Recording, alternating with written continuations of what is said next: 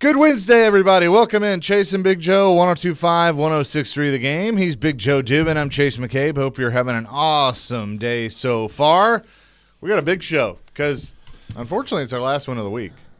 Packed show today, buddy. Yes, stacked and packed. Philip Forsberg going to join us in a few minutes. Oh, really? Yeah, we have a Preds player every Wednesday. Yeah, but it's Forsberg, man. Yeah, Scoresberg. Tied it up the other night. You know how I am about nicknames. Well, you know how. Yet you have a nickname. That's right. Like everybody else can't have a nickname, but I can. That's right. You can call me. That's fine. I get it, man. You can call me Al. Anyway, what's up? How are you? Good, man. Wednesday. Happy Thanksgiving. We got a special guest coming on at 10:45 today. There's an event going on tomorrow that I want you guys to know about. It's a free event at the Donaldson Cafe. They're going to feed about 1,200 people. You're invited. If you got nowhere to go, no family. Look, I don't believe in a lot of things, but I believe everybody has a right to eat. I also believe I don't want anybody eating alone on Thanksgiving or having no food. So we'll talk about an event going on tomorrow that everybody is invited to come and eat tomorrow at the Donaldson Cafe. I'm going to keep pounding this. I'll put it on social media. If you have no place to go, you have no food, you have no money, we welcome you. There are no questions asked. We just want to hug you, tell you that we love you, and feed you. And we'll talk more about that at 10:45 today. Yeah, absolutely. So as we get ready for the Thanksgiving holiday tomorrow, I was thinking about this this morning when I don't know why I had this random thought, but I was like, okay, I got to bring this up on the show because Joe will probably laugh. Sure. I'm walking the dog, and I go, when I was a kid, Thanksgiving was probably my least favorite holiday. And I don't know why. Because now it's like my favorite. Because, as I got older, it became one of my favorites because you just eat and watch football all day. Right. And so then it occurred to me, I'm like, you know what? It's the one holiday outside of New Year's, but it's basically the one holiday where you don't get a present. Okay. As a kid. Like Right. thinking of it as a kid. You know? Yeah. So I'm gotcha. talking like under 10 years old. Christmas, obviously, you count your birthday, whatever. Valentine's Day, you might get a little candy or something. Easter, you get a little something. Halloween, you go and you get candy, so you get something. Okay, keep going. You know what I mean? Right. And those are like the big ones that the kids think about. And then Right. Thanksgiving was always, I got to dress up and I got to go over here and, then we got to eat at a certain time, and it's like very structured. And I'm like, that makes sense. But then as I got older, it became my favorite. Okay, I like your thoughts, man. You just drift off in some I do. way. I just Sigmund drift Freud away. would have a blast with you. Listen, Thanksgiving. So does my therapist. So. Thanksgiving's fantastic, and my thing, I learned to love Thanksgiving because I'd go away in college and play football, and you wouldn't get home. I mean, you'd be gone forever, so you look forward to Thanksgiving to getting home and seeing my mom. And it's weird that once my mom passed away, I was done with Thanksgiving. I was like, I'm done. Yeah. I don't do it. And then I thought, Joe, you're an idiot because you have kids. And your kids want to celebrate with you, and your kids want, and I was being, poor pitiful me because my mother's no longer around, that I don't want to do it anymore because every Thanksgiving reminded me of her. And I was like, you know what? You got kids, you got friends, you got family. Stop being this way. So I really celebrate Thanksgiving now because of friends and family and kids and volunteering. It's become my favorite holiday. Yeah, well, that's cool. A lot of people do that. 615-737-1025. That's our phone and text line, driven by WilsonCountyHyundai.com. Yes, we do have quite the packed show today. We'll talk to John McClain, as we always do, at 9:30. Philip going to join us in just a second. Zach Pillar, who usually would have been yesterday, but we had David Poyle. He'll be in at 10 o'clock, and then Rick Stockstill at 10:30, MTSU head football coach. So that's what we have on tap. But right now, let's talk to the man that tied it up the other night in a very, very exciting finish at Bridgestone Arena.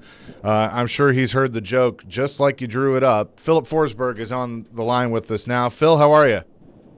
Great. How are you? Doing fantastic. In your entire career, I know with the Predators it's never happened like that before, but at any point in your playing career, can you ever remember as exciting of a finish like we had the other night at Bridgestone Arena? No, I mean, I talked to David Poyle actually yesterday, and he said it's only happened 11 times, I guess, in the whole history of the game in the NHL, which is 100 years plus, obviously. So it was a special night, and at the time you didn't realize it was that that historical, I guess you can call it. But it was cool. It was great, great atmosphere in the building, and yeah, huge 2 points for the boys. When you scored to tie it up, what was the feeling that you had obviously on the ice, but on the bench as well? Of okay, now we got a shot to take this into overtime. We're at least going to get a point here, but we could go win this in overtime. Not even thinking what was going to happen a few seconds later. No, I think all of us were out there for about 2 minutes, if not more. And at the end shift, so I think the 6 guys that was on the ice were just sitting there trying to catch our breath, and then all of a sudden there's another goal, and no one really saw what happened, I guess. But it was, yeah, like I said, the push was to get that game tied, obviously, and I thought we played really well in the third period to deserve that point, and if not more. And obviously, like you said, to take it to overtime would have been great for us right there. But then, Yaki had other plans, so that was awesome. Philip, I don't mean to put you on the spot, but you've scored over 200 goals. Is there one goal in your career that stands out in your mind? I mean, like you said, there's thankfully a few to choose from, which is great, and hopefully the best is yet to come. But there's been a few, like those goals like that are obviously awesome. Like there's been a few playoff goals that have been really cool too, and it's hard to pick one. And like I said, hopefully the best is yet to come. I absolutely love it. And the game of the night was just on fire. Speak about your team and the resiliency of this hockey team that refuses to quit and go away. Because although some games have not gone in y'all's favor, the effort and the competitive has been there. Talk about this team and your fellow line mates right now. How great you guys are playing and just fighting every shift and every game you go out there. I think that's obviously going to have to be our identity for the rest of the season, and I think we're starting to build that a little bit as we go on here. And obviously, there's been games like you said where we've been in close games and haven't been able to either close it out or come back like we did the other night. But I think a game like that obviously shows that we are capable of doing it. If not to everyone else, at least to ourselves in the room. I guess a really good team to go head to head against them all night. And in my opinion, we were better for the most part of that game. And that's a statement for our team to take with us. And like you said, just having that fighting spirit all the way till the end. And hopefully, like I said, every game we're not going to be down and have to come back. But even when we're up, like just kind of having the same mentality of just attacking that third period and pushing away and not letting teams hang around, kind of like we did for Chicago there, which was a game that got a little closer than we would have liked. But I think there's definitely a lot to learn from all these games. What was the locker room celebration like Monday night? Because I'm sitting in my car listening to it, and I'm going crazy. I can only imagine what you guys are doing. No, it's a great feeling, obviously. Don't get me wrong. But at the same time, you was, like I said, it was a little bit of exhaust. We were pretty exhausted after that. At least myself, maybe no one else was, but after that long shift and the emotional up and down was just great. But it was a great feeling. Like I said, I thought our team's been doing a lot of good things and haven't necessarily gotten rewarded for it. So I think it was great that we got rewarded and got something to keep building on.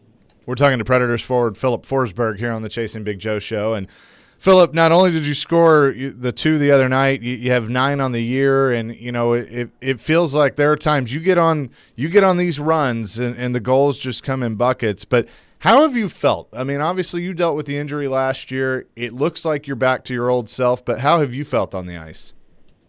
No, I've been feeling great, to be honest. I think the first few games, I mean, you're just excited to come back, and then it kind of hits you that you are back a little bit. But after that, like I think even the halfway through that long road trip we had, I think I kind of started finding my game to where I wanted to be again, and obviously playing with O'Reilly and Nyquist the last 6, 7, 8 games, whatever it's been great. I think all 3 of us have been playing really good hockey, and we complement each other really well. So I mean, I feel like we're in a good spot, and we just got to keep pushing and keep building on that. Hal Gill was on the show yesterday, and I asked him about this, but it feels like in your career you've gelled with certain centers. Obviously, Joey coming back the other night was somebody that you spent a lot of years with, but it feels like you and Ryan O'Reilly have really hit it off in a short amount of time. What is it that has made that chemistry so good?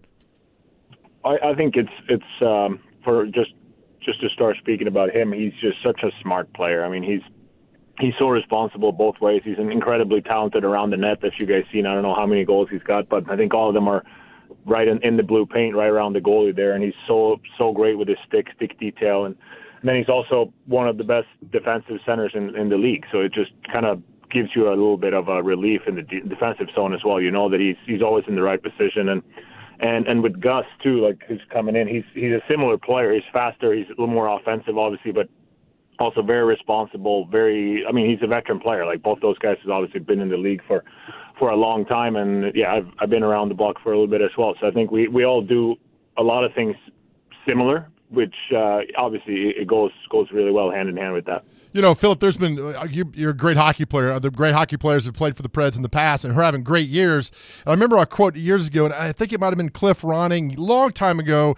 He started off a great season. It was like, how are you doing so well? He's like, well, I'm seeing the puck better. Does that make sense to you? I mean, because you're having a fantastic year.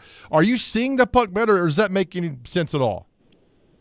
I do. I have had some vision issues back in the past, but I got contacts now, so I'm seeing it clear. No, I'm just kidding. But it's one of those things that it's hard to put a finger on it. But like you said, it definitely is. It's like everything kind of bounces. Even the last goal last night, you know, it easily a couple of days ago could have gone the other way, but then it bounces right to the backside, and we're two guys there. Both me and Nyquist are batting for it, and it's just one of those things that's.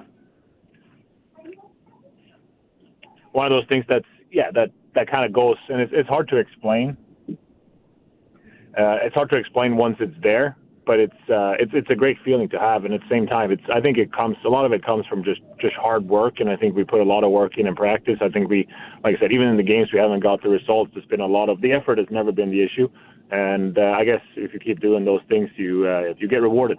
Not saying that you haven't done this before, Philip, but it looks like you're having fun this year. Are you? Oh, I'm loving it. Winning is great, so we got to keep doing a little bit more of that. But I think, like I said, the group we have is great. I think, like I said, there's a lot of good things that we've done. We haven't necessarily got rewarded for all of it, but like I said, young group, learning as we go, and I'm really excited about the future for this team, not just long term, but also like here in the coming games. I'm excited to keep building on what we've started here in the last couple games. Real quick, Philip, I know it was fun for you to see Ryan Johansson back the other night. How much chirping was going on the ice between you and Joey?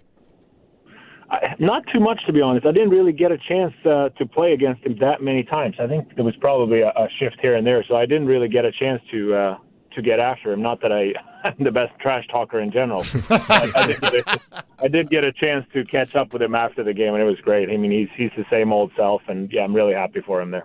Yeah, don't worry. I wasn't thinking it was you doing the chirping. So. Oh yeah, no, I figured. Yeah, definitely had. Hey, Philip, appreciate it as always. Good luck tonight at Bridgestone Arena. I know it's going to be a special night honoring David Poile, but go get 2 points, and we'll talk to you soon. Sounds great. Take care, guys. Yeah, you too. Philip Forsberg joining us here on the program to start the show. He is having fun, man. He is having fun. And that was a good question because, like, you can definitely tell that, and he has before, but he looks like his old self. Yeah, he does. And he hasn't looked that way in a while. Like, you can just tell that he's back. And so I think that's good because, it's contagious, especially with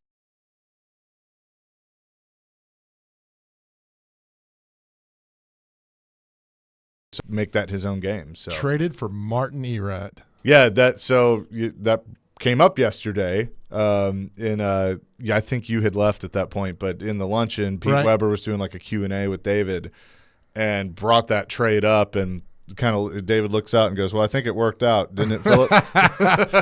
I mean, David Poile should have a statue just for that trade alone for what he did. I mean, that's definitely one of his signatures. Oh my goodness, for sure. He told the story of that. And why it came so late towards the trade deadline. We'll have John McClain join us at the bottom of the hour. More coming. Chasing Big Joe, 102.5, 106.3 The Game.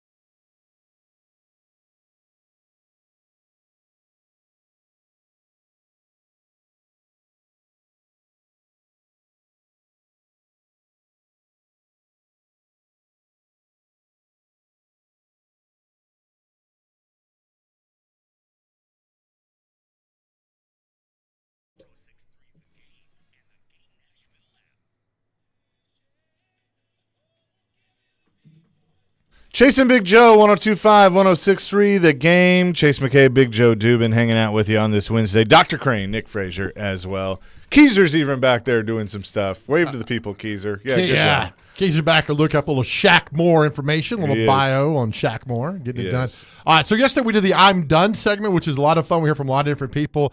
And so my I'm Done rant was about people at the gym not stripping the weights when you're done working out. So I go to Competitive Edge this morning out in Hermitage, best gym around.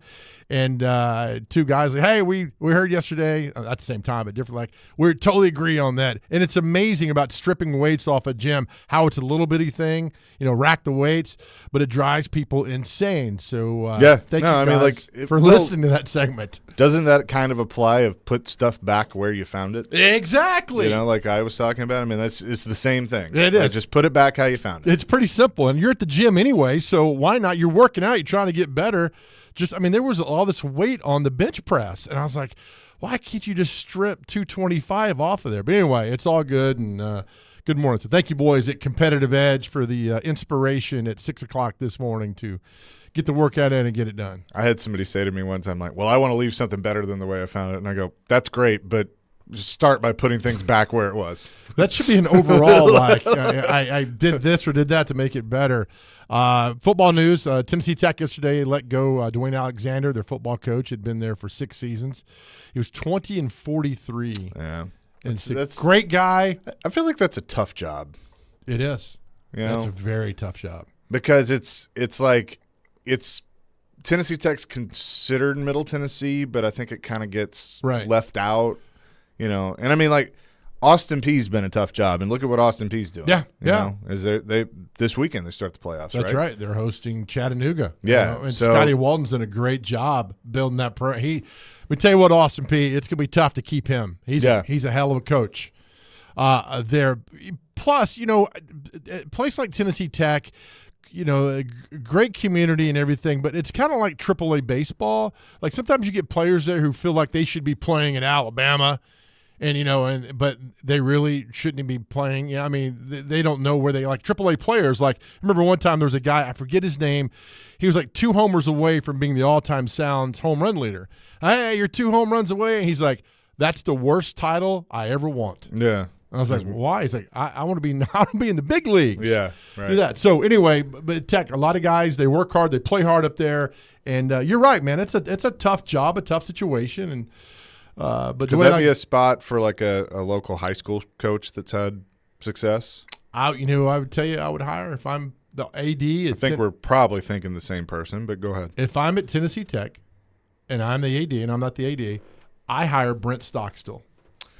Ooh, that's a good. He's got ties to Middle Tennessee. He's a hell of a coach. He's a hell of a motivator. Yeah. I would hire, and we got Rick Stockstill come out. I'm not going to tell Rick this at 10:30, but I would hire Brent Stockstill. He's got ties to Middle Tennessee. He's an up and you're not going to get the Bear Bryant at Tennessee Tech. Let's be honest about it. You're not. You're right. Yeah. So why not go after the second best thing? Get a coach who's going to be there 3 to 4, maybe 5 years. Build that program. He's going to springboard. It's not his fault, and let him go up there and build something. Okay. So would you ask Rick? Not necessarily, hey, do you think Brent should go after the Tennessee Tech job? But could you ask it in a way of, do you have the conversations with him and even your other assistants on as they start to look at their long-term goals, where they are in their progression as a coach? There are some jobs that start to open. Are those good fits? Do y'all have those conversations? I bet he says we have them after the season. We have one more game left, and then we'll have those after the season. Yeah. But if I am Tennessee Tech, I call Brent Stockstill. Are you thinking of a high school coach? Yeah, I was, and I go ahead and say it. You think I should say his name? Just go ahead and say it. I think Kevin Creasy. I think he's done a really good job at Oakland with 2 programs. I mean, he's done good jobs with 2 programs and made them into powerhouses. I don't know if he has any aspirations at coaching at the next level, but maybe. I mean, that's a guy that I think could definitely translate to the next level. George Quarles thought he could. He may hate me for saying that. Right. Well, I mean, George Quarles is one of the most successful high school football coaches ever and was a disaster at East Tennessee State and got fired. Sometimes it works and sometimes it doesn't. Especially, and I mean this in a really good way, but like George Quarles, when you are top of the mountain, like that's what you are. Right. And I would put Creasy there too. Yeah. Like, you're at the top of the mountain at a certain level. You're the small, the big fish in a small pond, whatever, and then you go try. I mean, Dilfer's learning it now. Correct. At UAB. Like, it doesn't always work. But then you got guys like Hugh Freeze that, Gus Malzahn that do well at the high school level, and then they go into the, in the college ranks. I always thought like a guy like Drew Maddox would be. I know he was great at CPA basketball. I thought Drew Maddox was one of those guys who could have gone to college and been successful. Mid-major school could have gone anywhere. Lipscomb Belt, whatever. He could have gone. And I think his goal would have always been to get back on to West End at some point. Yeah, but I mean, I think he might. Yeah, and he might. But I think like a Tennessee Tech or an Austin P, a place like that would certainly be a good way to do that. I mean, there's few guys that I think that could go to the next level and do that, and Drew Maddox is one of those. No school wants to, and this is a fun conversation, no school wants to be viewed as a stepping stone. Like, nobody wants to admit to that. Yes. However, I think there's one school locally that has done it better than anybody, and they've embraced it, and that's been Western Kentucky. Yeah. I think and in some ways they've done it they've gotten guys that have had to come back down. Bobby Petrino is one of those. Had to come back down. But I'm blanking in basketball. Was it Mississippi State? What? Rick Stansbury. Thank you, Rick Stansbury. Good job, Dr. He's at Frank. Western now. Yeah. I forgot. He's gone. But I mean, no, he's gone. He's gone. That's right. Yeah, but that was another example of a guy that you had to come back down to go, whatever. Right. But, well, I mean, you're like in football. They had, Willie Taggart was up there. Then they had Bobby Petrino. Then they had Jeff Brom. Yep. And now is it Tyson Helton that's been up there for a while? I mean, he's a guy that's and I think Tyson's going to probably get some looks. He should. Yeah. I mean, I don't know if Tyson's ready to go to the SEC. But no, I mean, but no, we talked. No, but I mean, he Big 12 or, he could get a job like that. American Athletic Conference. Yeah, something like that. Sun Belt, Fun Belt, Conference USA, whatever. But it's Monday. It happens. I mean, Black Monday for college football is Monday. Yeah, I mean, it's this coming Monday when all these coaches are going to be given their pink slips and be gone. And now there was a thing a few years ago where there was. Oh, my God. When Watson Brown left Texas, and whoever took the job after Watson Brown. Mac Brown. When Mac Brown left, gosh, dang it. Charlie Strong took the job, I believe. All right, then there was this chain domino effect of coaches leaving. It was something like when you added kids and everything, it was like 5,000 people, maybe 10,000 were affected by all the changes. Because Strong went there, then where he left, another coach came in, then he brought more coaches. I mean, it was this gigantic domino effect of all these coaches and families that had to move and go on. Since Mac, there's been 3 coaches. There's one in between Charlie Strong and Steve Sarkisian. Can you remember who it was? Tom Sherman?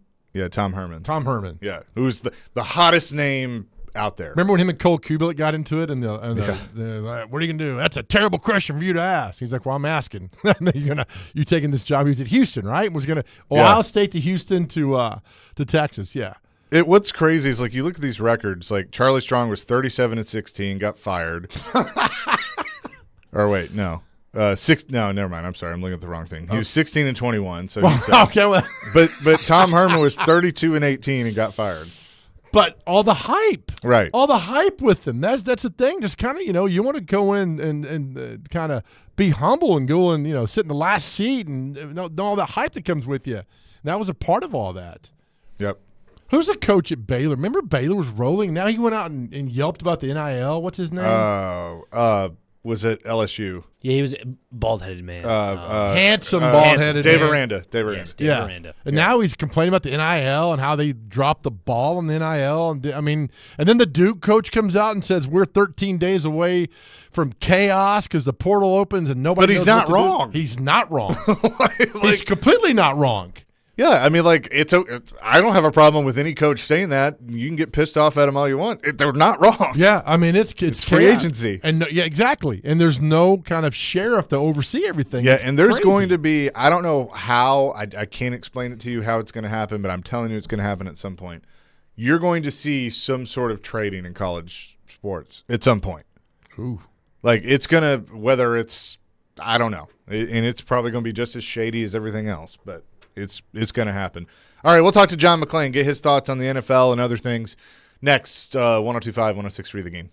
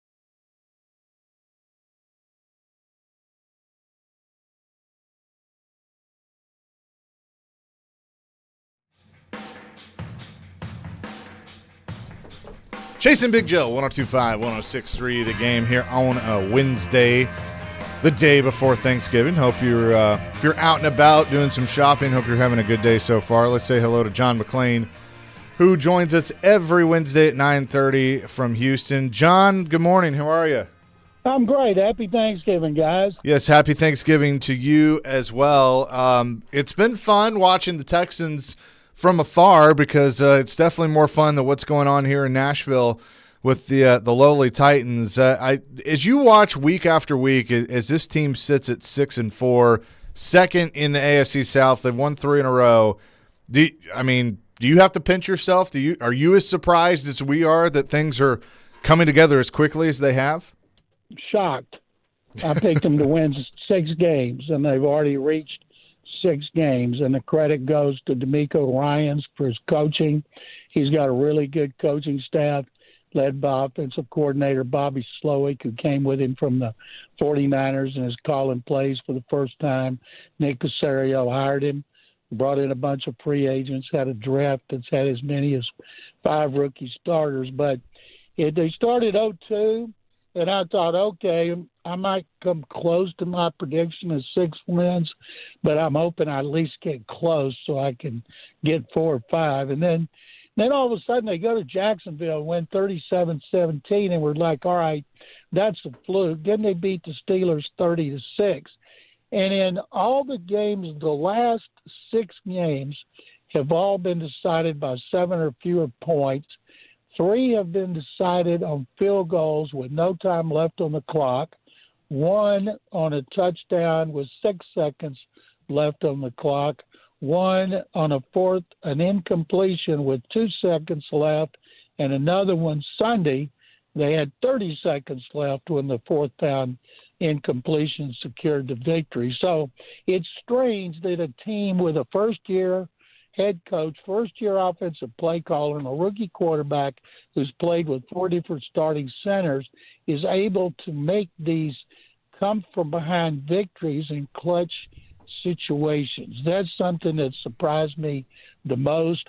They've overcome a severe number of injuries in their offensive line. They've only had 3 games in which they have run the ball well, including the last 2 when their leading rusher, Damian Pierce, has been out, but they still, they're a very confident team right now, and the more they win, the worse that draft choice gets for Arizona that they traded to get Will Anderson Jr., who's been terrific, and they need the Browns to lose because they have Cleveland's 1st and 4th round picks as the final pieces of the Deshaun Watson trade.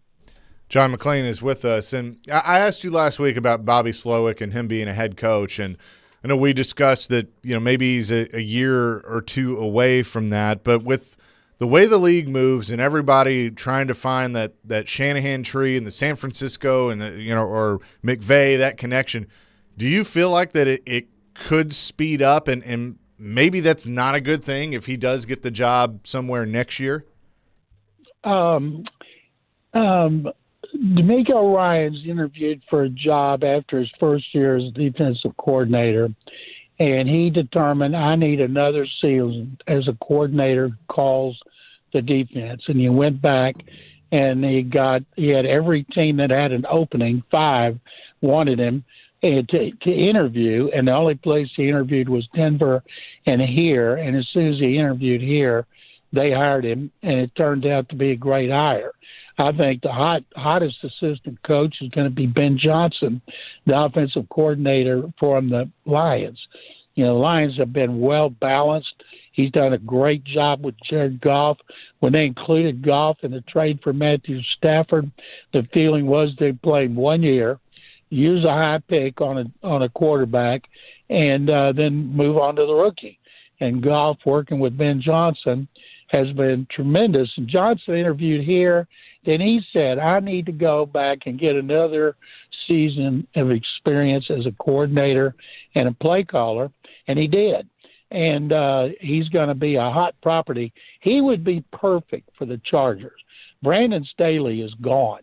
His defense has been awful since he got there, and he's an example of how a guy gets to be a head coach too soon, 1 year as a coordinator, and he has not handled it well.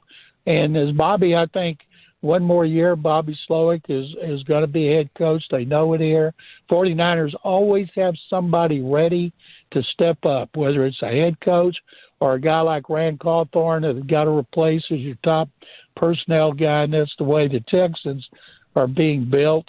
But I do not think Slowick will leave the Texans after one season. Talking to the great John McClain right here on the Chase and Big Joe Show, 102.5, 106.3 The Game. John, I want to get your thoughts on the Monday Night Football game.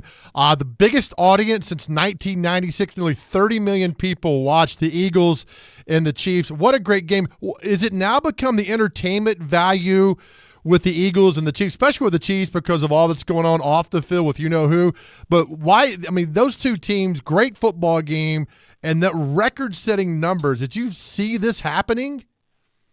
I knew the number would be big, but usually it's involving a New York team or the Cowboys when they have their best audiences. Like, no telling how big the ratings will be on Thanksgiving for the Cowboys, even though they should kill the Commanders. But that game was close, but I don't think it was a great game because the Chiefs dropped so many passes. They just gave that game away. Philadelphia is not a dominant team. Right now it's Philadelphia and San Francisco, Baltimore, and Kansas City. You know, there'll be upsets, but if there were no upsets, they should be playing in the championship games. And it's fun to watch them. The Eagles, you know, they can throw, they can run, they got a great offensive line, they got a great defensive line. The Chiefs are playing really good defense, but their receivers dropping 26 passes. That's got to drive Andy Reid and Patrick Mahomes crazy. We've got a game coming up in 2 weeks. I believe it's the 49ers and the Eagles. Could be a preview of the NFC Championship game, but that has not been moved to Sunday night or Monday night. It is in the late window on Sunday, and but I think it's great for the league. It just shows why multi-billionaires line up to try to get NFL franchises, and it doesn't matter what the price is. Yeah, exactly right. John, for the first time ever, we have a Black Friday game. We have the Dolphins and the Jets. The news coming out that the Jets are benching Zach Wilson and putting in former Eastern Kentucky quarterback Tim Boyle to start for them. Zach Wilson, I know he wasn't supposed to start this year, John, but you go back, you see what he's done. He's not very good. And the fact he was drafted where he was a couple of years ago, I mean, that's just bad. And I don't think he's ever going to get any better. He's gone. He's out of there. He needs a new zip code. He needs to go somewhere where he doesn't have the fans and the media all over him. Let him go as a backup and see if he can get better. You know, Sam Darnold, a third overall pick, had some really good games as a rookie, and they couldn't sustain it. And a lot of the reasons is coaching. You know, players lose their confidence, hard to build it back up. You get killed in the pocket when you're young. You start to see ghosts. And so much of it has to do with the coaching. And I see, like here, C.J. Stroud, how well he's being coached by offensive coordinator Bobby Slowick and quarterback coach Gerard Johnson, and third-team quarterback Case Keenum spends a lot of time coaching him, which is one reason they signed Keenum to come back to Houston for the third time.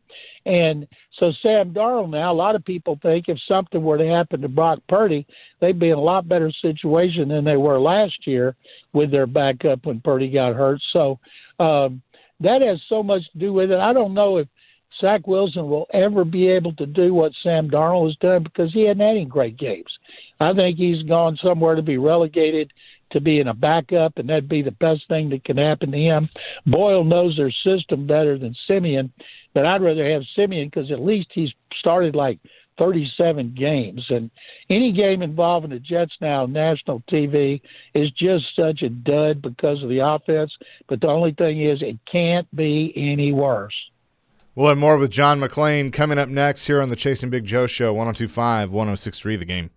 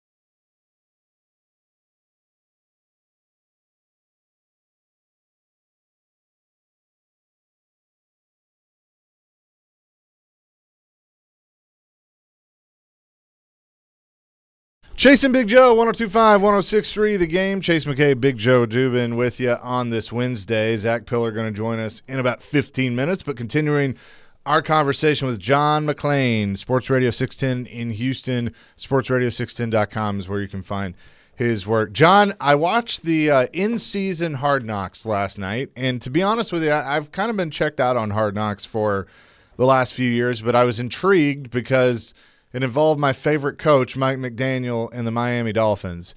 We've talked to you about him before, but seeing some of the behind-the-scenes stuff with him, he's the last guy on the face of the earth I would think would be a head NFL football coach. But he's done a really good job. They have a really good team, and he's absolutely fascinating to watch on this show. When he was an assistant under Gary Kubiak here, when Kyle Shanahan was the offensive coordinator, I never paid any attention to him, didn't pay any attention to Robert Saleh. I talked to the guys who were good talkers and were not down the food chain of assistant coaches. But Kubiak told me about how smart McDaniel was. He's different, a different type thinker. And then, he hitched his wagon to Kyle Shanahan, and they became best friends, and it led to a head coaching job. And one of the things about Mike, it's a terrible thing to say about somebody, but when you just look at him and he talks, he has his head down. Like he doesn't want to look you in the eye. It's kind of mousy, but he's so cerebral and smart, and his concepts are so futuristic that people respect him. And he also, he doesn't have a buffer. He says what he wants to say. And I've always watched Hard Knocks. I've watched every episode in the summer. I've watched last year the end season with the Cardinals because I wanted to see J.J. Watt and DeAndre Hopkins. The year before I watched the Colts because they're AFC South team. And then I'm going to watch the Dolphins for that reason because, Tyreek Hill, Tua Tagovailoa, they're interesting. Jalen Waddle, their receivers from Houston. So Xavier Howard, their corner, went to Baylor. So I'll watch them. But to me, Mike McDaniel is fascinating. This is great for him, for people to get insight into perhaps the most interesting coach in the league. I think one of the biggest travesties in NFL history is if Bill Belichick leaves the Patriots and we never get to see him on Hard Knocks because he would hate it, because it's excruciating. It'd be like he's getting a colonoscopy in every episode. And new coaches with other teams don't have to do it. So he's been able to avoid it.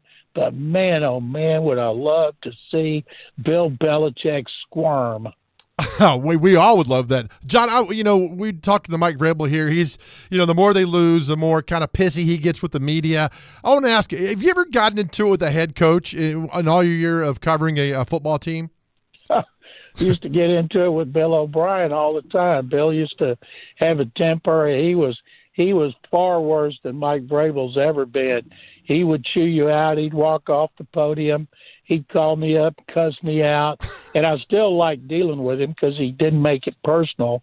And I think sometimes if you put yourself into their shoes, they know you have to ask tough questions. They understand it, but sometimes they get so frustrated, they're not always going to be perfect. That's one of the things I always appreciated about Gary Kubiak when they lost. He was always the same, no matter what.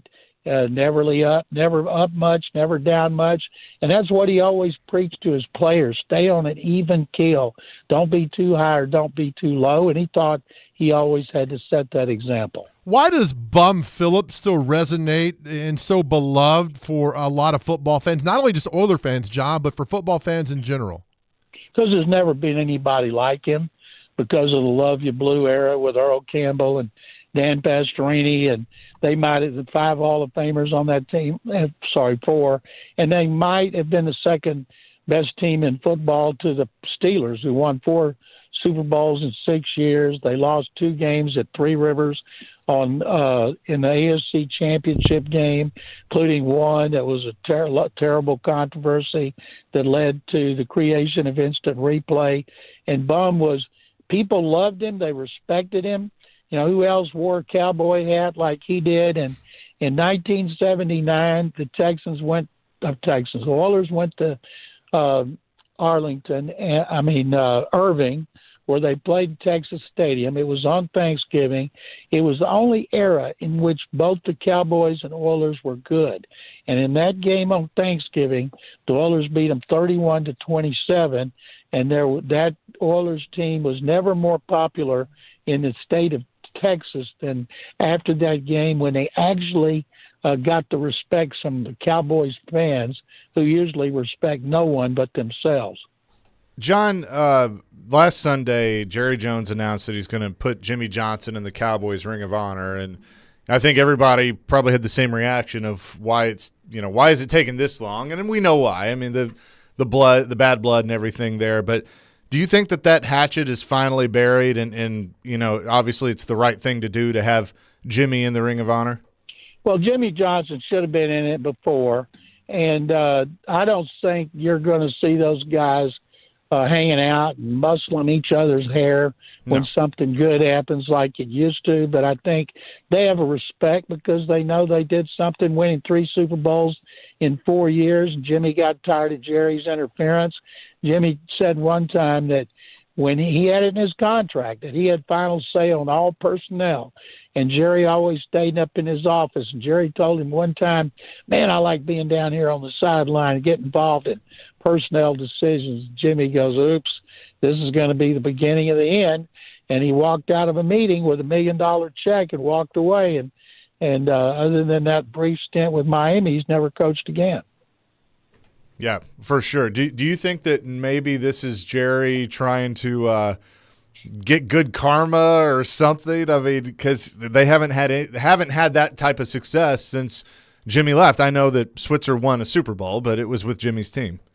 He wants to win a Super Bowl so bad. Jerry Jones wanted to get in the Hall of Fame. He did. He was deserving. Now he wants to prove he can win one without Jimmy Johnson. Maybe he thinks, well, this is as close as I can get to having Jimmy. Maybe it'll be a good sign of trying to win another Super Bowl. I don't think they can win a Super Bowl because when they play big games, they have too many clock management issues, too many game management issues that some other teams don't have, other coaches don't have. But it's a decision that's been universally popular, and they're both 80. And I think it'll be a really big deal when they do it. And Jerry, I believe when he made the announcement, he had the wrong year. Instead of saying 2023, he said he's 1923. And Jimmy said, I think you mean 2023. So it's going to be a hoot when it happens, way overdue, but better late than never. I totally agree. John, usually after Thanksgiving, America will fall in love with a football team if they don't have a dog in the hunt to go all the way. Is there a team that's more deserving for the adoration for fans than the Detroit Lions? I think everybody loves the Lions. Right now, Dan Campbell is the lead candidate for Coach of the Year in Vegas. D'Amico Ryans is second. People picked Dan Campbell and the Lions to win the division. Texans were picked for the second worst record in the league. So I think D'Amico Ryans is more deserving, but I'm partial. But I'd love to see the Lions in the Super Bowl. The two of the most amazing statistics ever that came out this week. First, that the Steelers have made their first in-season coaching move, firing since 1941, and that the Lions are 8-2 for the first time since 1962. Wow. And you think about that is the epitome of ineptness. And but Dan Campbell's a great guy. People loved him. It goes back to Hard Knocks when they saw him behind the scenes. They haven't won a championship since the 50s. They've won one playoff game since their last championship. What an incredible story it would be if they could get in the Super Bowl. Well, John, happy Thanksgiving to you and the family. We appreciate this as always, and we will talk next week. Jason, Joe, thank you. Happy Thanksgiving to you and the listeners. Absolutely. John McClain joining us from Houston. Love talking to you. Oh, so much fun for sure. And got a full few days of football with the NFL tomorrow, the Egg Bowl with Mississippi State and Ole Miss tomorrow night, and the Black Friday game, which is also a full day of college football. So I think we're all going to feel pretty good. We are. And coming up next, we get to talk a little football with the Zach Pillar because his Florida Gators got a big game. Yes, Saturday they do. night. Yes, they do. We'll talk to Zach coming up next. Chasing Big Joe, 102.5, 106.3 The Game.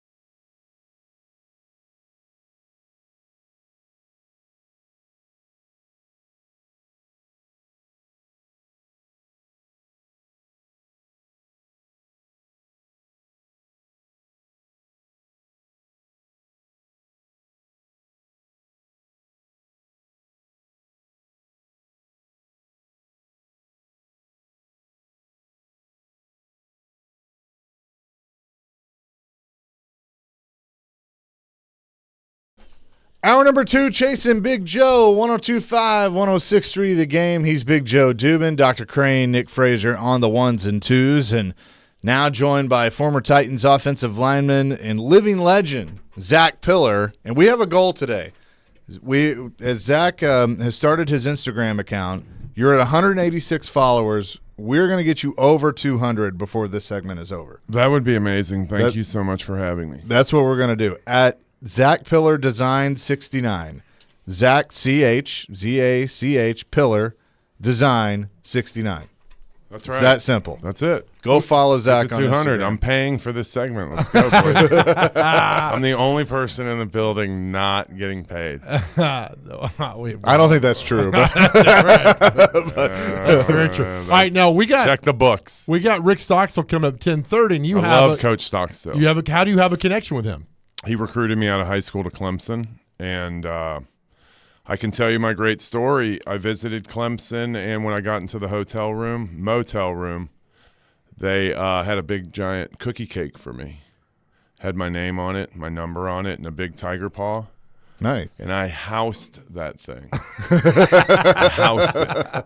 And the second that I took the last chocolate chip with the orange frosting, it's the big cookie cake. Right.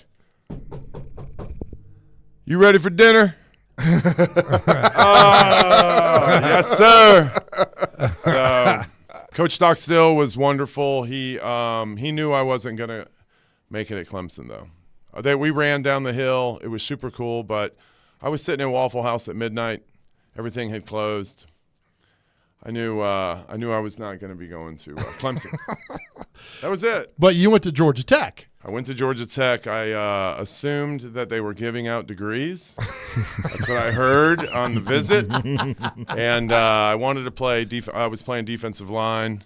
I visited Texas, Clemson, Georgia Tech, unofficial to Auburn, and Syracuse University. Whoa. Yep. It was awesome, but it snowed. And decided Georgia Tech because my family was out of Tallahassee. I didn't get recruited by the top 5 schools. Florida State, Miami, that's where I wanted to go. Florida State, you're in their backyard. You grew up in Tallahassee, didn't recruit you? They did not recruit me. I was new to the game. We can get into it. I didn't start playing football till my sophomore year in high school. I was a basketball player up to that point, and I didn't really even play my sophomore year. I learned the game the summer before my junior year, and then my junior and senior year I played pretty well and got recruited by the top 25 schools. Who was your coach at Georgia Tech? I had Bill Lewis, who got fired midway through the season, and then George O'Leary was my defensive line coach. And I started I didn't redshirt. I started 7 out of 11 games. I played all 11 games, had 37 tackles. I was I considered myself one of the worst nose guards in the ACC in 1995. Then you decided to go to Gainesville. Yep, there was an incident that happened that we'll get into depth over it if I continue to pay for segments that caused me to go to that got me to get to University of Florida. I always said I was using Georgia to get to Florida, and this was before the transfer portal, and you didn't want to have you had to have your release. So I didn't want to ask for my release and not know where I was going. Well, FSU was going to offer me, so I asked for my release, but O'Leary wouldn't release me to the ACC. Right. So it got pretty heated. So I got out of there, and Butch Davis called me, University of Miami, and then I ended up Coach Spurrier. I had been calling Coach Spurrier or Coach Collins, Jim Collins, the recruiting coordinator, and they didn't have anything for me.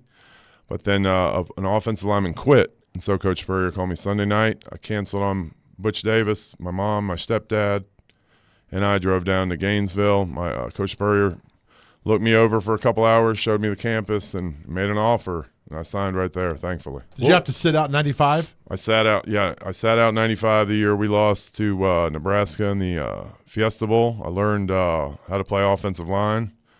And then I was the starting left tackle for the Sugar Bowl national championship team. Wow. That's that. It's pretty cool. So what was like some of your early interactions like with Coach Spurrier? I mean, my earliest was him being actually pretty cool to me on our visit. He spent probably a couple hours with us, which I had heard he doesn't really spend a lot of time with anybody. Yeah. So, I mean, and then he, when he offered me, I made sure that I had to get my name on the piece of paper because he said, all right, Zachy, we're going to offer you. And I said, all right, well, where do I sign, Coach? Where do I sign? So I was like, well, before I leave, I have to sign something. So I did. Make it official. Yeah, you got to get that. I can official get piece of into paper. my Coach Spurrier stories. We have plenty of segments. I got time for that. Not today, maybe, but Spurrier's my man. I love Coach Spurrier. He's a legend. Coach, you're a legend. You're an angel in my life. So you still Florida State a little bitter they didn't get the hometown boy, or are you happy with where you went at Florida? Oh, 100% happy. No, just more happy than never bitter. I mean, I have like Kevin Long, who is a Seminole, who played here for the Titans, is my boy. I just talked to him last night. It's Samari Roll. Samari Roll. I can bring up a bunch of guys that I know. Unfortunately, I just lost a guy that I knew. A guy named Chad Bates just passed away at 49 years old. Had a heart attack. Yeah, just recently. It was Kevin Long's roommate. That's why I talked to him. But life is fragile. That's why we all need to be thankful on this Wednesday. What is it, Thanksgiving Eve? I'm super thankful for my health and my family and for you guys. Well, we're thankful for Beyond you that. too. What? Okay, I want to ask you about this, and don't get mad at me because it was a loss. But what was it like playing in Neyland Stadium in '98 in that game? Yeah. I mean, I never really have watched that game until I don't watch it through. But what I tell people is that I was on that field goal that was missed, unfortunately. We lost in overtime 20-17 and had 5 turnovers to 0 turnovers. And I'm that's pretty heartbreaking. I didn't know that stat. Yeah. But that poor kicker, Coach Spurrier, he did not lose that game for us, Cooper Collins. And I don't mean to bring up his name, but he said, Coach Spurrier, I was sitting right there. All right, my man, you're not going to kick for us anymore. Wow. Wow. That was it. And so we had a walk-on kicker the rest of the season. Goodness. That's how he did it? All right. All right. All right, well, it's our fault for putting you out there. Wow. Yes, sir. But, though, Zach, you never lost to Peyton Manning. I'm 3-0 against Peyton Manning in college. And I actually looked up my stats because we just moved to Nolensville. I was 44-6 in college at University of Florida. That's pretty good. Yeah. No, that's 50 very games. Now you got my head racing that he That's lost. very good. FSU was 1. Tennessee was 1. Yeah. I think you would have had Georgia in those We days. lost to Georgia lose once. That's 3. Mm-hmm. We lost to LSU on a Saturday night when we were number 1. Oh, that's right. I popped my hammy in that game. That's right. Was early. Nebraska, or did you get Nebraska? Nebraska, I count that. Yeah. And we lost to FSU twice. Okay. We lost in the 96 season, the last game of the season. Hey. And then we jumped in the Sugar Bowl because Nebraska lost to A&M. That's right. Ohio State or Arizona State beat Ohio State. Right. Can I ask you about the brawl on Bourbon Street before the Sugar Bowl? Were you part of that? Yes, I was the whole – I was that. Yes, sir. Oh, man. All right, we're going to take a break. We'll talk about that. It's gotten worse this week. Okay, we have to get this story. More with Zach Pillar. Coming up next, Chasing Big Joe, 102.5, 106.3 The Game.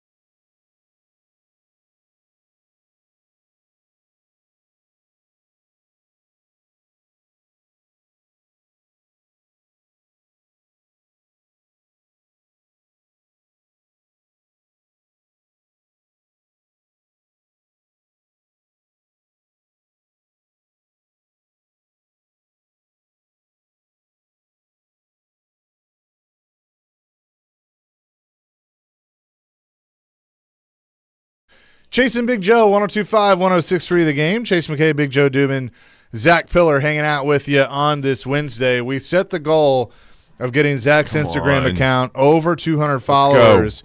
Zach Pillar Design 69. He was at 186 when we started. He's at 195 now. That's so awesome. That's 9, by the way. A huge number for me.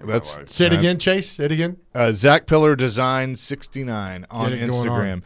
Wes in Hermitage on our text line says, tell Zach that I'm about to share his account on all my socials. I have 230,000 followers online, so it should help. Ooh. All I expect in return is a 2-decade-old Slim Jim. Thanks, bro. Happy early Turkey Day, fellas. Yes. Here it is.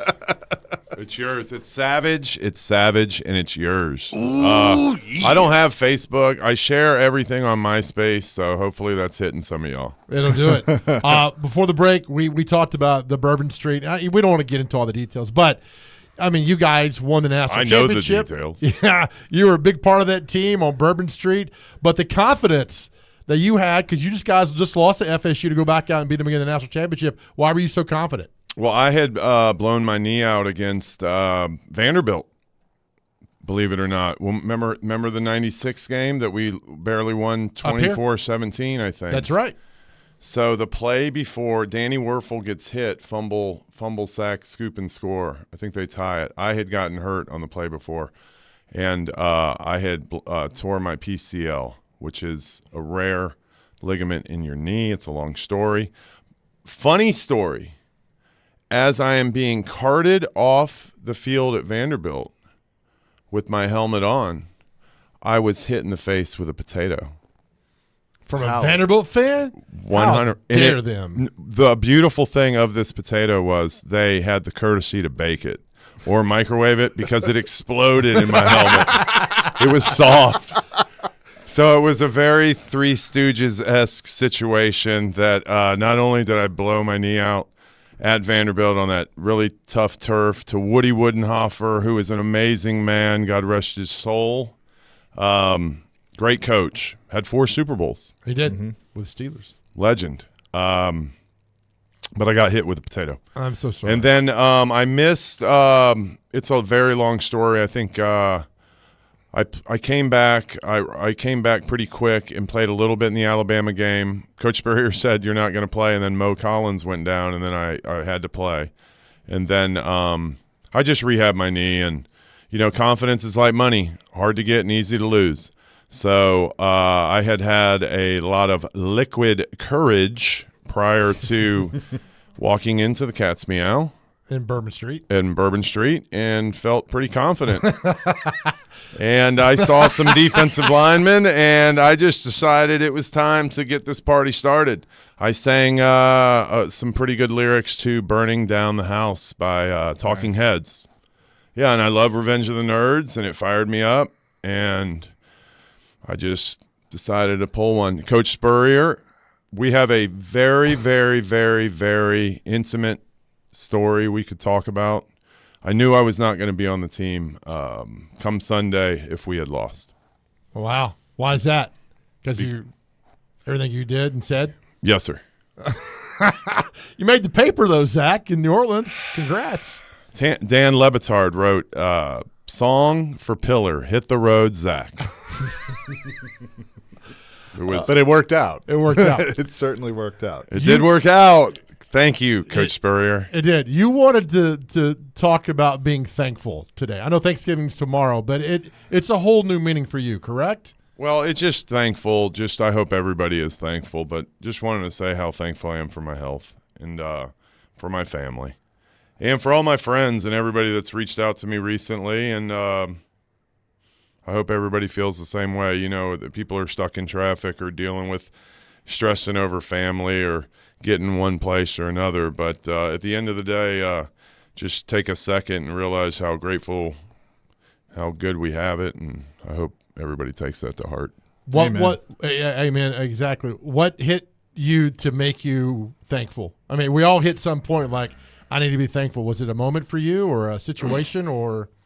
I mean, I think I'm going through a bunch of series of moments in my life, maybe looking back on my life and realizing that I need to be more grateful and thankful. And so maybe that's why I'm stepping out a little bit more from behind the curtain. Like Jelly Roll said, man, there's a reason your rearview mirror is smaller than your windshield.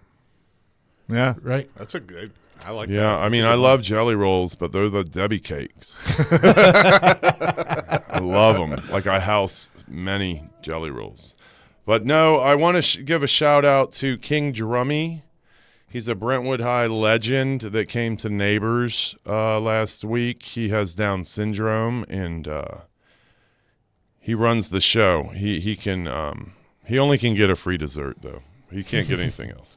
Anywho, and then I also went out to a little bowling thing for Rally Foundation had, which I'm trying to hype that up. Rally Foundation. There was a little girl, I don't want to cry, but she's battling brain cancer, so they had a bowling event I wanted to mention. And then Olivia Blair has been helping me with my Instagram. I know I don't have a lot of posts, but she's battling breast cancer, and she had her last chemo. So everybody out there, just understand that certainly things could be worse. Sure. And I wish I could be more grateful, but I'm not. But that's neither here nor there. So let's go back to the other stuff. No. Tell us more about the Rally Foundation. I know it's important to you. Well, I mean, we can get there. I mean, that's what I'm building up to an event that we'll put on. But we're actually at Neighbors. We're doing the Last Minute Toy Store. That's a big event that we collect toys, and it's a big thing. Everybody know Catfish Jacob, the guy that threw the catfish in the finals. He's a huge ambassador of the Last Minute Toy Store. So look that up. He got us involved. We collect toys at all of our neighbor locations. Even though they're my wife's locations, I was banned about a month ago, but I'm allowed back in. Good for you. So I'm playing it straight today, boys. I want everybody to look at my shirt. Yeah, I like that. That's good. Last year. I'll do a before and after because I lost 100 pounds in 2023. Wow. And I didn't really work that hard to do it. I just manifested it. Just want everybody to know.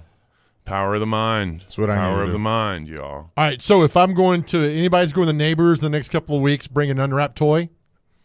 Not yet. Or probably. Okay. Yeah. I mean, if you wanted to start doing it, that's fine. I'm pointing to this. I have one friend. I mean, I probably have a couple more. But one friend called me. I know. And he said I mentioned that we haven't had a great tight end since Frank Wycheck. And that's wrong. That's BS. Delaney Walker. Yep. And then you got the jersey. Right here, buddy. And Delaney I apologize.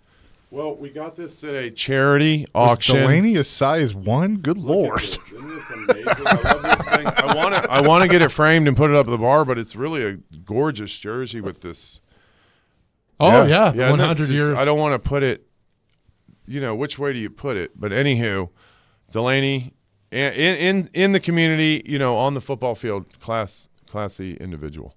Yeah, so I didn't want to awesome. forget him. All right. And I know that D. Mace, I don't want to touch on that. I think he got fended. I just want to be thankful that D. Mace is my teammate. He played 15 years. I played 9 training camps, so I'm not going to push his buttons. I think he's a badass. I mean, I mean, I think he retired as a Raven, but he is, no question, a badass. He is. Raven, but he's good. Well, I mean, I know he played Titans 8. That's right. Ravens 6. Yep. And then Jets and Texans in his last year. Yeah. Yeah, so it's then what did he do? A 1-day contract with who?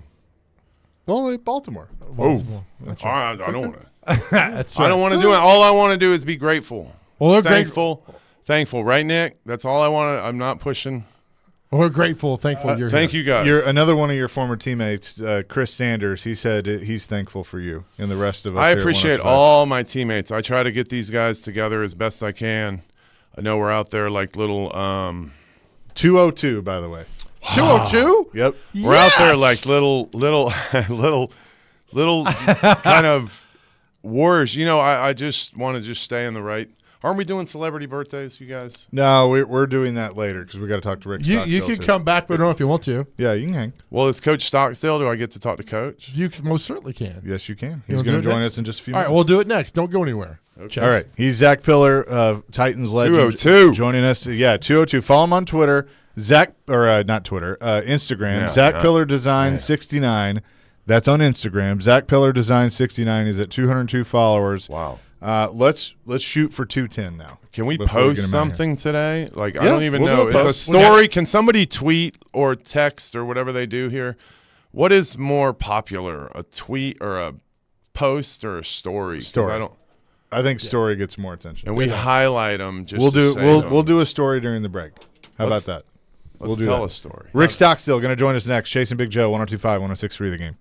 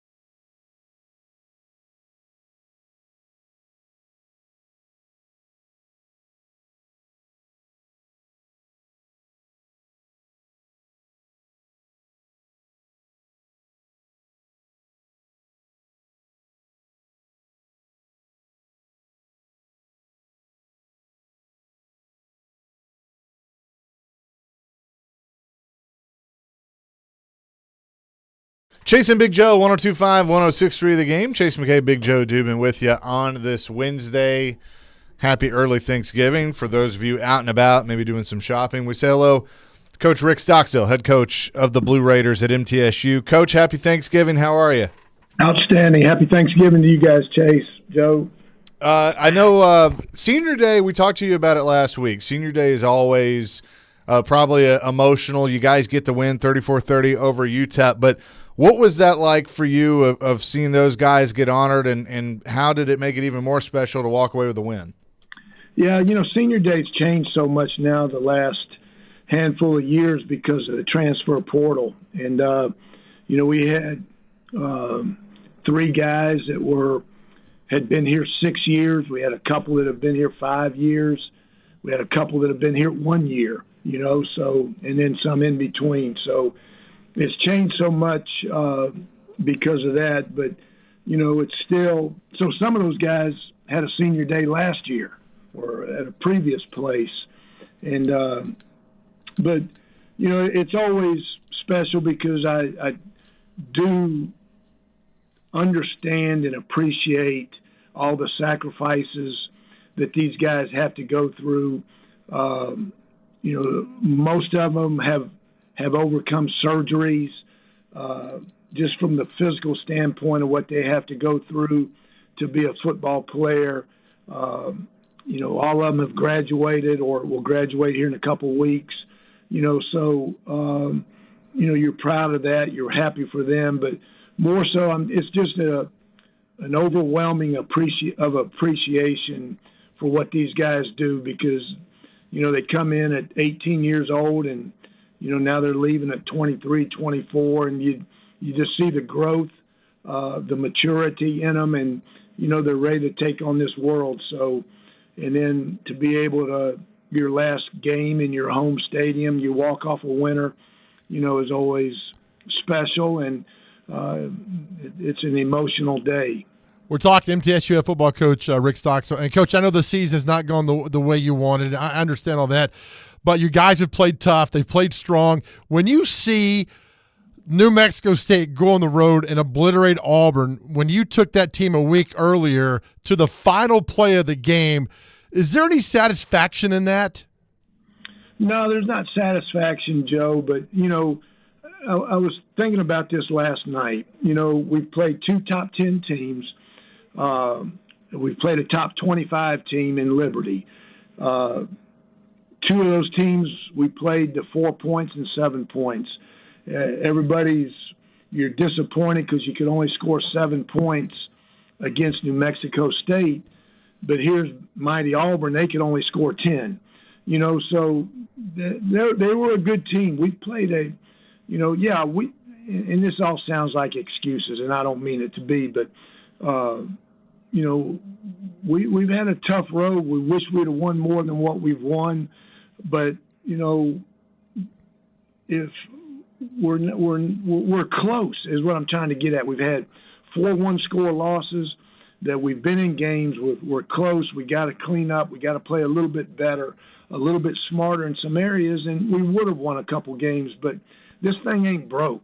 And, when we got beat by New Mexico State and everybody's, worried about how this team is going to respond and, now not being able to go to a bowl game, and I never flinched. I said, I'm not worried about that. I know the character of this team. And, they've shown that the last 2 weeks, and, we'll show it again this week. But, we're disappointed because we've been really, really close in a lot of games, and we just got to get a little bit better to get over that hump. Amen. Preach it, Coach. Coach, we got a special guest in studio. Not often does a Florida Gator give a Florida State Seminole a lot of love, but Zach Pillar is in studio today. He says you recruited him at Clemson. He thanks for all of you. Zach, say hello to Coach Stockstill. Hey, Coach. How are you? I'm good, Zach. How are you? I'm fine. If that team has any kind of character like you, they're going to be fine. I appreciate you, brother. I know appreciate you. Did Zach tell you he turned me down, though? He did. After you gave him a cookie cake, Coach. Oh, that cookie Look here, cake. hey, look here. And then we were running. Zach probably doesn't remember this, but we're running late to the airport to get him back to Tallahassee. I get a dadgum speeding ticket, getting off the ramp. And I told him, I said, "You've got to come here now. I got a speeding ticket." The bars were closed at midnight, Coach. Well, just on Saturday, not Friday. I was at Waffle House at midnight, Coach. You were doing magic tricks to me, though. I was close. That cookie, you give me one more cookie cake, I might have been there. I love it. You're the best, though, for real. Rick I appreciate Stockstill. it, Zach. Rick Stockstill is with us, head coach at MTSU. It is, we're obviously in the season of being grateful and thankful, and you were just talking about your team. It is, wrap up another year as the head coach at MTSU. Is it different every year of how you look at the last game of just being even more grateful for the opportunity to coach these young men? I don't think I don't think it's ever different because that level of respect and appreciation has never wavered. When I was at Bethune-Cookman and Central Florida and Clemson and all those places, and now here, I love what I do. I love coaching. So, I'm passionate about that, and I'm grateful, that I chose a career, that I am truly in love with and I'm passionate about. And then just as you get older, you have a greater appreciation of all the sacrifices that these guys go through. And, when it comes, like some of these guys will never, ever play football again. This will be their last game. And they've been playing it since they were 4 or 5 years old. And, I'm so appreciative and I love them.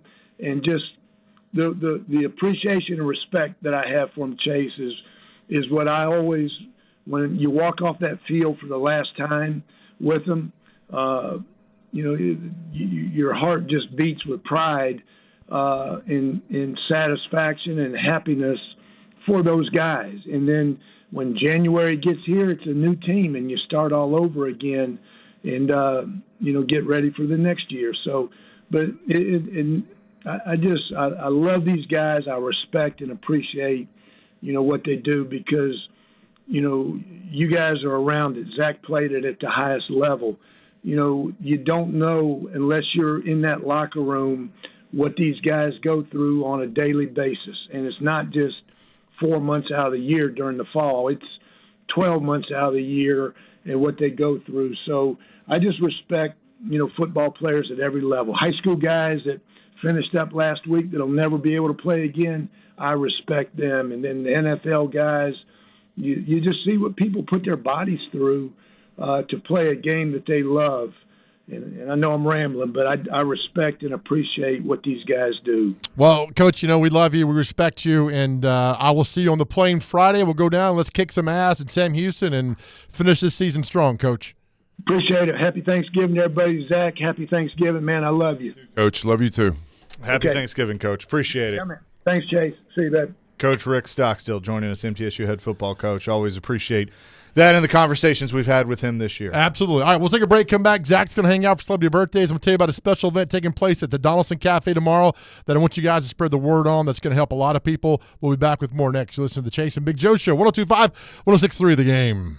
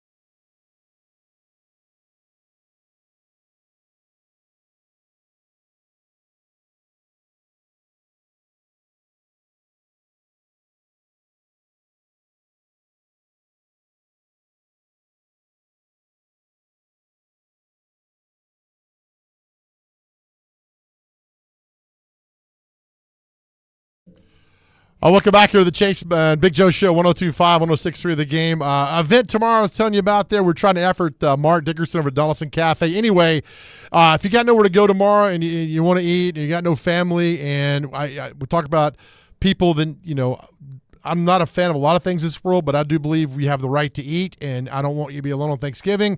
So tomorrow, starting 11 o'clock at Donaldson Cafe, 108 Donaldson Pike. Come by, giving food out, serving over 1,000 meals. No questions asked. You walk in, drive in. We don't care. We just want to see you, hug your face, tell you we love you, and feed you on Thanksgiving. It starts at 11 o'clock tomorrow, Donaldson Cafe, 108 Donaldson Pike. Very cool. Yeah, I absolutely love that you're promoting that. Zach Pillar with us. I just want to thank Joe for giving us the right to eat. Hey, we're going to do some eating tomorrow. Wow. That is for sure. Okay, this is probably a conversation for next week, but it's something that I think you are the perfect person to ask about this with how you're looking at life and being grateful, and then also offensive line and tying it all together. You had your O-line was so tight, like the guys that you played with here with the Titans. And, we talked about it last week of having the leadership that you had with a Bruce Matthews, and then, later on, B-Hop and some of the other guys, Benji, on that line. And that's something the Titans are lacking because Ben Jones isn't here anymore. And Ben Jones was kind of their Bruce, their guy that held them together. But you also had such a tight relationship with the quarterback. With Steve, and maybe that's building, and maybe that's going to build with some of the young guys on this O-line and Will Levis, but why that's so important to have that relationship on more than just the football level that ultimately leads to success in football?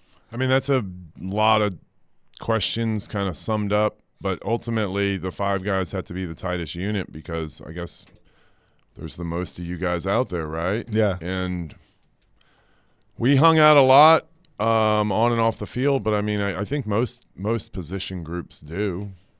But like I watched the Hard Knocks show last night with Miami, with the Dolphins, and part of it was the entire offensive line, not just the starting five, but the entire O-line group went out to dinner. And they said they go out to dinner every Thursday and they don't talk football. They just talk about each other and get to know each other and hang out as a group. And I was like, that stuff, and I'm sure it happens, but I don't know if awesome. that happened. I mean, I'm not in the locker room anymore, obviously, but we carried on the tradition of what Munchak and Bruce and those old guys were doing when I call them old guys. Now I'm an old guy. So, everybody just followed suit. John Runyon was following suit of what, and B-Hop had learned everything. And then Benji passes it and K-Long passes it to me. All these guys pass it along and you keep passing it. And then guys start getting a little bit individual. I'm not going to go, or maybe I'll just go pick up. It gets a little bit, maybe they don't want to be filthy animals like some of us. And so it starts breaking up a little bit. Maybe that's what's happened. Maybe guys want to order in food and watch a little film or get home and go on their podcasts or go on their social media or worry about other stuff. But right now, the Titans – I think Coach Vrabel is a great coach. I think they need to get Levis on the move a little bit with some keepers. That will help our offensive line be able to come off the ball a little bit, maybe show the run, but not have to just hand the ball up the middle, on first and second down. Maybe we can run some keepers, get a tight end open, get a running back in the flat, kind of trick them a little bit, and then gain some confidence, move the sticks, stay ahead of the third and long. And then, you like I said before on the show, confidence is like money, hard to get and easy to lose. I'm stealing that, by the way. That's fine. It was in Keith Bullock's locker. I walk past it every day. That's why I know it. That's a good one. I love Keith Bullock. He's a legend. If you guys want to have a good coffee and a womlet, go to Just Love in McEwen Northside.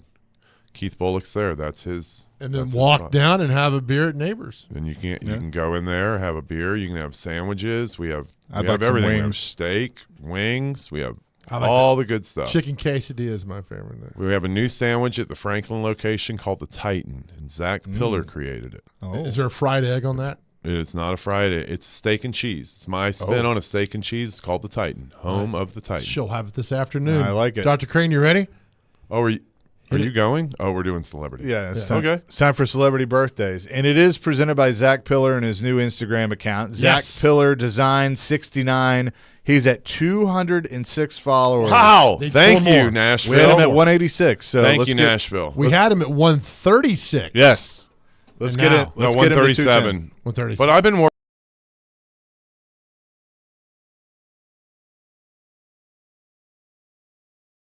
and go against Zach Pillar today. Okay. Now, All right. what the celebrities, is it like today's birthdays? Yes. Yes. You Okay. got to get their birthdays within 2 years. So there's a little buffer. So first birthday is Jamie Lee Curtis. How Her old is birthday Jamie is Lee today? Curtis? Yeah. I love her in all her movies. Halloween. Trading Places. Trading Where we Places. all fell in love with her in Trading And Places. I like the movie with Schwarzenegger, True Lies. Ah, yeah. How old is she Good one. today? 66. 63. 65. Zach Pillar's on the board. Boom. Awesome, man. Well done. The Hulk, Mark Ruffalo. He's in those stupid Marvel movies. He plays the Hulk. Chase knows how I feel about those movies. Yes, I Who's know. first? Not me. You go first. Oh, I go first every time? Yep. You're Zach I don't Pillar. know who it is, but I'll say 37. I've never heard of this man. 56. 56 exactly. Nice. All right. Well done. Scarlett Johansson, the act. She's in those dumb movies too, She right? is. Who she Black play? Widow. Black Widow. Scarlett Johansson. 39. 37. 39 exactly. Wow. Zach Pillar's at Big 2. fan of the Then- Scarlett How many Johansson. do we have? We'll keep going, man. Let's see here. Doing good. Oh yeah, Little Stevie Van Zandt from the Bruce Springsteen and the E Street Band. Little Steven, how old's he? 72.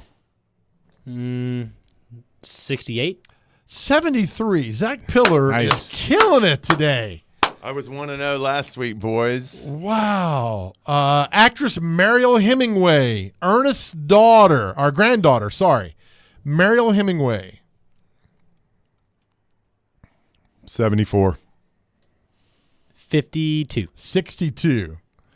Let's see here. Who else we got here? We got some other people. You guys doing okay today? Yeah, we're good. All right. Boris Becker, tennis player, won Wimbledon at like 17. 58. It's tough. We can go a little higher. 59. 56. Oh. Zach's got 4. He's killing it By the today. way, I was today years old that I realized that Scarlett Johansson was married to Colin Yost, and good for Colin Yost. Yeah. Well done, right? Billie Jean King. The great Billie Jean King. How old is she today? 75. Oh, boy. 82. 80. Dr. Nice. Crane's there. But that's it. Zach Pillar wins 4-2. Nice. Undefeated. A bell. There Ding, ding, you ding, go. ding, ding, ding, ding, ding, Ring ding, the ding. bell. Chase, give it. What we got? Zach Pillar's Instagram. What we got right now? We get Zach Pillar Design I 69 should get more on followers. Instagram, and we were at 210. Yeah. We hit Yes. our goal. Coach Fisher, thank you. There you go. Zach, Love you, I man. had to Happy follow you. Thanksgiving, Zach. Happy Thanksgiving, Happy Zach. Thanksgiving to everyone, and thank you guys for following. I'll try to post something or have somebody post something. It's all good, man. And Appreciate I'll it. buddy. do a giveaway. I still have that shoe I tried to give away. Nobody wants it, man. We'll got do time. We'll do it away. Give it away. Caroline, Willie, and D Mace next. Before we go, real quick, people out there, we love you. If you're struggling, we'll talk to somebody. 988 on your telephone. Call that number. We love you. We need you here. We're proud of you. Stay around, people. We love you. Amen.